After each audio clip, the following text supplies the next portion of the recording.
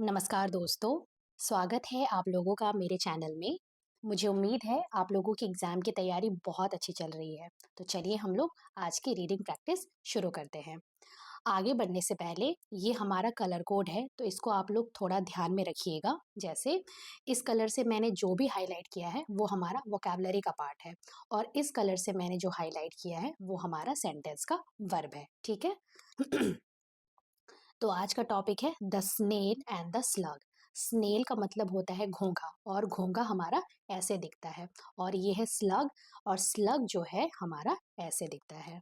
तो लिखा है देयर यहाँ वॉज था क्या था अ स्नेल एक घोंघा एंड और हर कजन उसका चचेरा भाई और वो कौन था स्लग हु जो लिव्ड रहते थे। ये जो लिव्ड है ये हमारा लिव वर्ब का पास्ट फॉर्म है।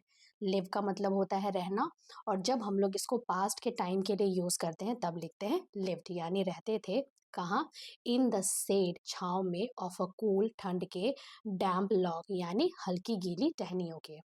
अब आगे बता रहा है वन डे एक दिन द स्नेल यानी घोंघा केम आया। ये जो केम है ये हमारा कम वर्ब का पास्ट फॉर्म है।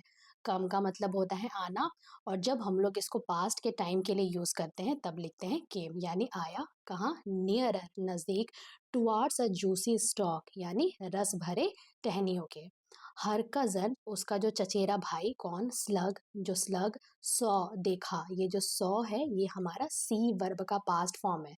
सी का मतलब होता है देखना और जब हम लोग इसको पास्ट के टाइम के लिए यूज करते हैं तब लिखते हैं सॉ यानी देखा एंड और सून बहुत जल्द ओवर टुक हर यानी उसको पीछे छोड़ दिया। तो यहाँ पे एक्चुअली क्या हुआ है कि जो स्नेल है वो रस भरी टहनियों की ओर आगे बढ़ा और उसके बाद क्या होता है कि उसका जो चचेरा भाई स्लग होता है वो उसको देख लेता है। फिर वो भी बढ़ने लगता है आगे और बहुत जल्द क्या होता है वो उसको पीछे छोड़ देता है उसको यानी वो स्नेल को। अब आगे लिखा है स्नेल यानी स्नेल फेल्ट महसूस की। ये जो फेल्ट है ये हमारा फील वर्ब का पास्ट फॉर्म है। फील का मतलब होता है महसूस करना और जब हम लोग इसको पास्ट के टाइम के लिए यूज करते हैं तब लिखते हैं फेल्ट यानी महसूस की क्या ऑफेंडेड मतलब बुरा। बट लेकिन व्हेन जब सी वह सॉ देखी। ये जो सॉ है ये हमारा सी वर्ब का पास्ट फॉर्म है। सी का मतलब होता है देखना और जब हम लोग इसको पास्ट के टाइम के लिए यूज करते हैं तब देखते हैं सॉ यानी वह देखी द स्लग स्लग को feeding on a juicy leaf यानी वो रस भरे पत्तों को खा रही थी। सी वह ओवरटुक हिम यानी उसको पीछे छोड़ दी। ये जो ओवरटुक है ये हमारा ओवरटेक वर्ब का पास्ट फॉर्म है। ओवरटेक का मतलब होता है किसी को पीछे छोड़ना और जब हम लोग इसको पास्ट के टाइम के लिए यूज करते हैं तब लिखते हैं ओवरटुक यानी अब क्या हुआ कि वो उसको पीछे छोड़ दी। एंड और सेड कही। ये जो सेड है ये हमारा से वर्ब का पास्ट फॉर्म है। से का मतलब होता है कहना और जब हम लोग इसको पास्ट के टाइम के लिए यूज करते हैं तब लिखते हैं सेड यानी कही। दैट की ही वह वॉज था क्या था अ स्लगिस क्रिएचर मतलब बहुत ही धीमा वाला क्रिएचर यानी प्रजाति। द स्लग जो स्लग है रिटोर्टेड यानी पलटकर जवाब दिया। क्यों जवाब दिया? क्योंकि यहाँ पे जो स्नेल है वो उसको क्या बोली कि तुम एक धीमा प्रजाति हो, तो इसलिए यहाँ पे लिखा है कि जो स्लग है वो उसको पलटकर जवाब दिया। ये जो रिटोर्टेड है ये हमारा रिटोर्ट वर्ब का पास्ट फॉर्म है। रिटोर्ट का मतलब होता है पलट कर जवाब देना और जब हम लोग इसको पास्ट के टाइम के लिए यूज करते हैं तब लिखते हैं रिटोर्टेड यानी पलट कर जवाब दिया। एंड और मेड फन मजाक उड़ाया। ये जो मेड फन है ये हमारा मेक फन वर्ब का पास्ट फॉर्म है।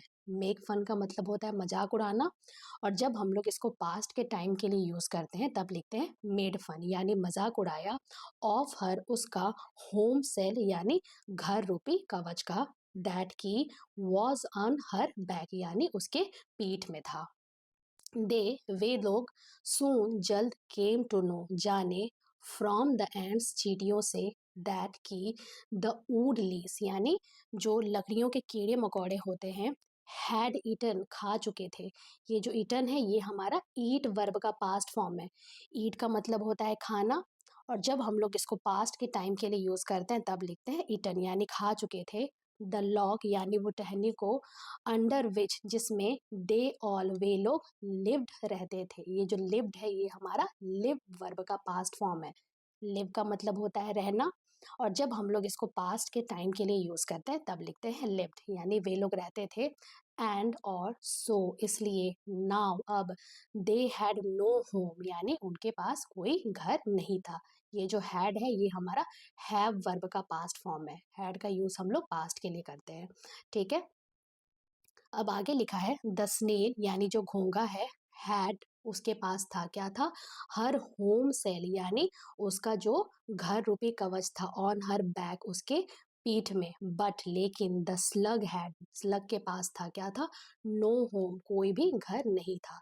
द स्नेल यानी जो घोंगा है, कंफर्टेड यानी उसको संतवाना दिया। ये जो कंफर्टेड है ये हमारा कंफर्ट वर्ब का पास्ट फॉर्म है। कंफर्ट का मतलब होता है किसी को संतवाना देना, और जब हम लोग इसको पास्ट के टाइम के लिए यूज करते हैं तब लिखते हैं कंफर्टेड, यानी जो स्नेल है उसने संतवाना दिया किसको, द स्लग स्लग को, एंड और अस्योर्ड यानी भरोसा दिलाया।